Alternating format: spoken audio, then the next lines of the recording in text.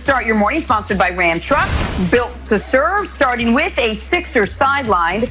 Ben Simmons had to leave yesterday's game against the Wizards with a left knee injury. His MRI would come back clean. He is still day-to-day. Nick, what could this mean for Simmons and the Sixers, though? Well, it's just a brutal spot for Ben because if they play great, it probably hastens his potential exit from Philly. And if they play poorly, it puts him in a worse position come the playoffs. And he obviously believes, as I think a lot of people do, that the Sixers could go on a deep run. So it's just, you need to see Simmons and Embiid healthy on the court together throughout this whole playoff run at Broussard. If Elton Brand's going to be able to make an educated decision this offseason about if he's going to make a major change with this team. Yeah, I agree. I mean, chemistry, I mentioned it earlier, with those two on the floor, they just haven't figured out how to get those two to play at their best together. And this obviously isn't going to help, as they may not have even more time to play together. So, look, as far as Elton Brand making a move this summer, Nick, I wouldn't do it. I'd change the coaching staff, get a new head coach, but I would give them one more year under a new coach to see if they can figure out how to maximize their abilities together before I traded one of them. So, Broussard, really quick, back to you. How far do the Sixers need to go to consider this bubble run a success? Well, at least to the second round, and I'd say you go out maybe in 7 in the second round against a Milwaukee or something like that. But that's what happened last year. You might even say the conference. Yeah, but you know, conference finals. You might. I mean, conference. Well, either way, I'd get rid of Brett Brown if I get out in the second round. I'll say that. Either way, Brett Brown, you're gone. You didn't make to the conference, no matter what happens. On to the finals countdown now. With Kevin Durant injured on the sideline for the Nets, that leaves him more time for two things: reading Twitter mentions and making anti-LeBron predictions. Kevin Durant has the Clippers beating the Bucks in the finals this season, guys, not the Lakers, and not his Nets, who at last check are actually still playing. Broussard, what do you make of the prediction? His Nets, that had me chuckling, Jenna. Look, I think number one, he's thinking with his heart, because I don't think he wants to see LeBron win another ring. But he's also thinking with his head, Nick, and the Clippers are the better team. They're deeper. They got more dog. They play better perimeter defense. They shoot the 3-ball better. They have the championship coach. I mean, they're a better team, and I've picked the Clippers to win as well. You see, you gotta be. Broussard's a wily fella. He does these little linguistic tricks. He almost got me because I heard him say better defense. I'm like, better defense, and then I was like, oh, he said better perimeter defense. Like, I was like, oh, okay, well, yeah, I guess it's probably a good point. Like, it's very, very tricky what you do to try to make your Clippers case. Because here's one thing Broussard is not gonna do to make his Clippers case: say watch the games, because nobody the evidence is not watch the games. The evidence is it's what they're supposed to be. But in the Clippers, to their case, the Suns probably aren't going to be in the playoffs, so that should help their path, because they obviously have a lot of trouble with them Wilds.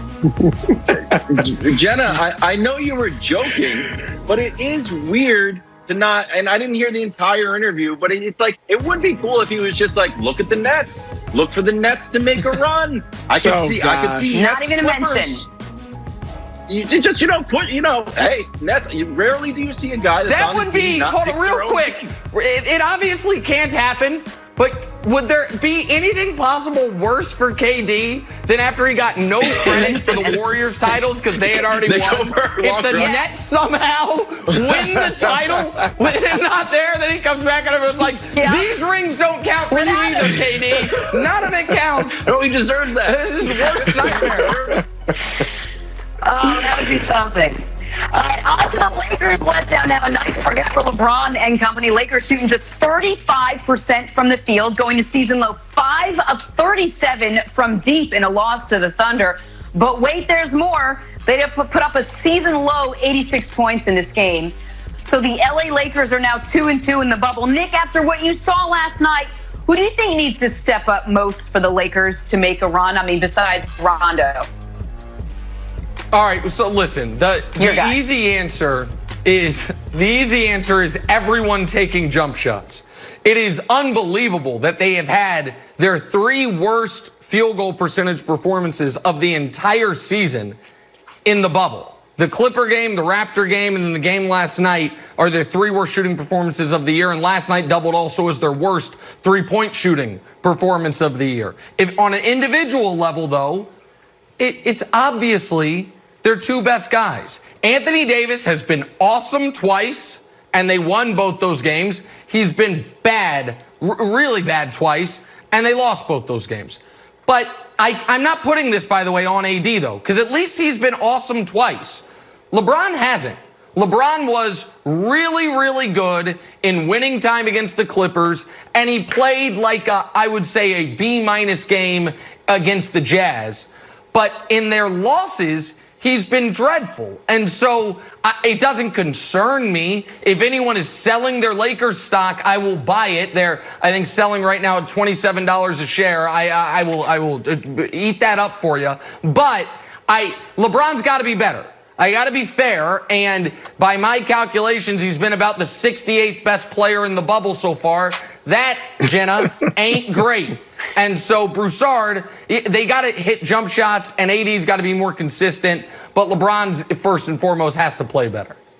That was a long way of Nick saying everybody. I mean, they've all been bad to his points. Anthony Davis has been so inconsistent. He's been a roller coaster in the bubble. I mean, takes 7 shots against Toronto, scores 9 points yesterday. Then we know about the monster performances against the Clippers and the Jazz. LeBron certainly hasn't been himself. I'm really not. He's the least of my concerns because he did show against the Clippers that when he wants to, he can lock you down defensively still, and he can still make the plays in the fourth quarter. So I'm not so much concerned about him. But their shooting is a problem. The one guy, believe it or not, who has been best in the bubble is Kyle Kuzma. Kyle Kuzma has been attentive defensively. He's been locked in. He's not a great defender by any stretch, but he's known his assignments, and he's been trying defensively, aggressive defensively, and done pretty well. And he shot the ball well. Caruso, is he adjusting to the minutes? Are the minutes too long for him? You know, he usually plays 18. Now he's playing about 24. Is that too much for him? Because we know he's not really a great player. He's just a good role player. So that's something to keep an eye on. But they've got to hit shots, and their stars do have to be better, as Nick said. Do you think there's an element of let's work on our game, let's try some things out, and in the midst of experimenting, it leads to a bad field goal percentage? I know you're certainly not there thinking like, well, I want to miss this shot on purpose, I'm going to try extra hard. But that feels like when LeBron says his goal is health as well and is to go into the playoffs healthy, he's not saying he wants to win these games. And I feel like you're either at 100% or you're not. It's kind of a binary system, Nick. Well, and listen, and Wilds, during the mid-game interview yesterday, Vogel acknowledged as much, which is they're experimenting with new lineups. The thing is, none of them are working offensively. They've been the worst offensive team in the bubble. But like Markieff Morris is, auditioning for playing time, and he's not. That audition ain't going well. My buddy JR, he's got to be better. Dion needs to look at Ben Simmons' shot chart and say, this is me. If it's at the rim, fine. Anywhere else, quit it. Just stop, Dion. They're contested bad jump shots. But here is to me, the small silver lining, Broussard, is even in the midst of all of this, the defense has still been elite. They're still defending at top 3 in the bubble, the same rate they were in the regular season. But we're all saying don't overreact today. I think the Lakers are fitting to get whooped tonight. They're on a back-to-back against a team that is still fighting for seeding in Houston. And so I fully anticipate the Lakers will lose tonight. And Broussard, maybe people's alarm bells go off a little more. If they come out of the game healthy, I won't be too concerned. I'm going to jump in here because we only got about a minute left, and I want to get to this. Bills quarterback Josh Allen recently asked about a throwing contest with Patrick Mahomes, of all people, to which Josh Allen said, quote, we're working on it. I'd love to finally settle this. So why in the world is our guy Nick Wright so upset about this? Nick, tell us. No. As a guy who's had reconstructive shoulder surgery, Patrick, don't fall for the bait here. He's going to try to, the guy's got a cannon. You're going to try to throw it as hard as you can, tweak something, maybe never be the same. Let Josh Allen have this. It's the only thing he has, is that he throws a long